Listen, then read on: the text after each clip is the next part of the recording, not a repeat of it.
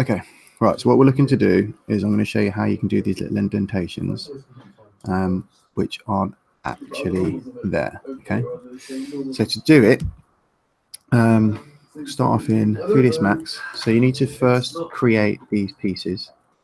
The way that I made these was just using shapes. So line tool, top view, looking down, click, click, click, click, click, click, click.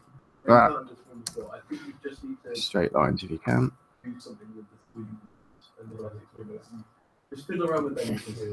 And then using the snap tools in order to make them so that they're angled correctly. So we can jump in here, go to the verts, and then grab them and just move them so that they're in the right place, right? So we'll just create the arrows in the right shape.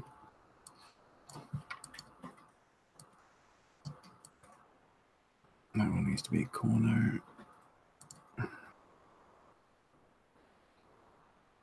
Okay, and then I'll just eyeball this bit.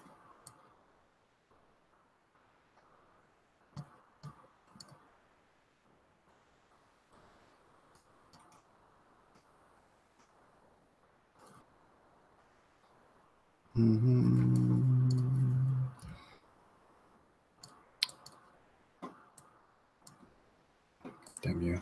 I'll do it like this. Okay, you get the picture anyway, right? So we get those.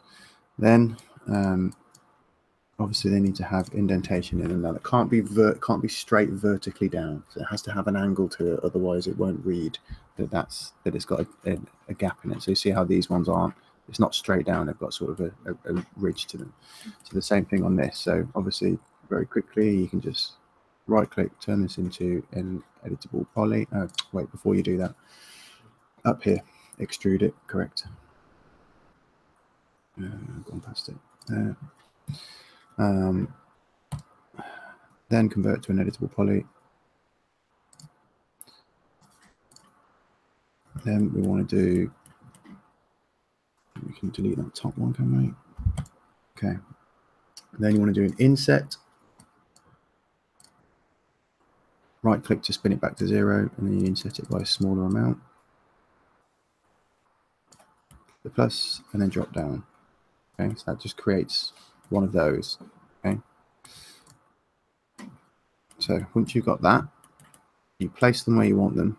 And you have to do all 4, because the normal map will look at, if you put 1 and then you try and move it in Photoshop, the normal map's using the light from a certain angle, so it'll be wrong on the other 3 and it'll only be right on 1, right? So delete that one over there. So you have these created. This one here is just like a bowl for the middle section. Then you put a plane underneath, right? And get rid of these things on here. So you stick a plane underneath. That plane has to be unwrapped, so it's just a standard plane, so it's a simple unwrap. I'll do that here just in case. Unwrap, select the whole thing, and then quick planar. You don't even need to go into the unwrap. You know that it's going to put it in the right place anyway, so that's it. Once that's done, then we get into the bit that you really need to know. So these, I've got them so that they're all one object. So they used to be all separate objects, have one selected, then go to attach and attach the other ones. Okay. Once they're all one object, give them a little name so that you remember. So to bake. And then this thing here, I've got it as arrow bake plane. Okay. Plane sits underneath. Make sure there's just a small little gap in between them. Then press 0 on the keyboard, or go up to rendering and render to texture. Okay. In here, first thing, path. This is where the file is going to be sent to. So mine's just pointing to a desktop in a folder. Okay.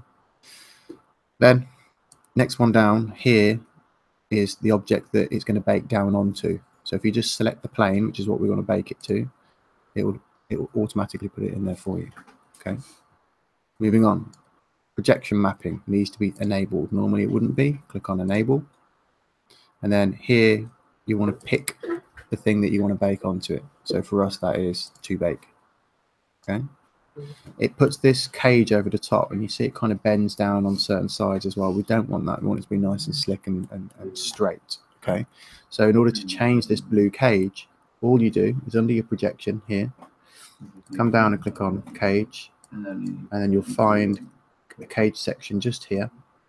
Hit reset, it puts it down flat onto the plane at the bottom, and then you push the amount, you start pushing that up, and you want it so it just covers your object that you're trying to bake onto, so just slightly above like that.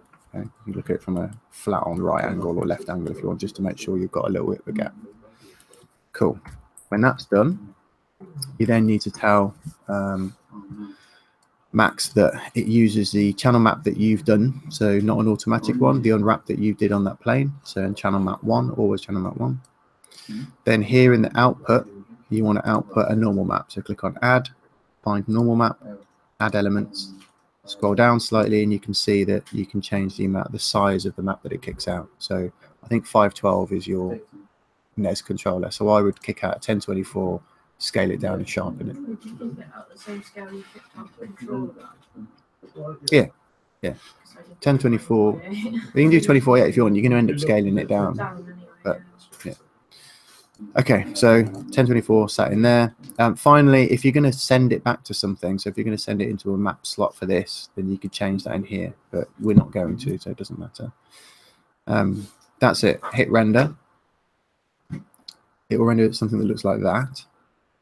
Jump into Photoshop and have a look at what that looks like, because it won't look the same. Okay, that's not it. I'll show you what it looks like. So the new one, which was that one. So that's how it comes out. Okay, the pink we don't need. The background or the bottom should be this color. Okay, so just magic wand, select that area, brush, color pick, holding down Alt, and then just paste over. Done. Control D to deselect. File save. And we'll just resave it over that.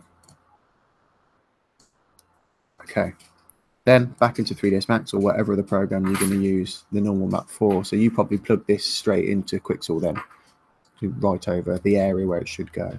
But just to show you how it works in Max, open up the material editor, grab a new standard material, and then bump map, come to the left, let go, general, but normal bump, move to the left again. On the normal one, pull to the left, let go, general, bitmap, go and find the map that we just created, and then place that onto this object here.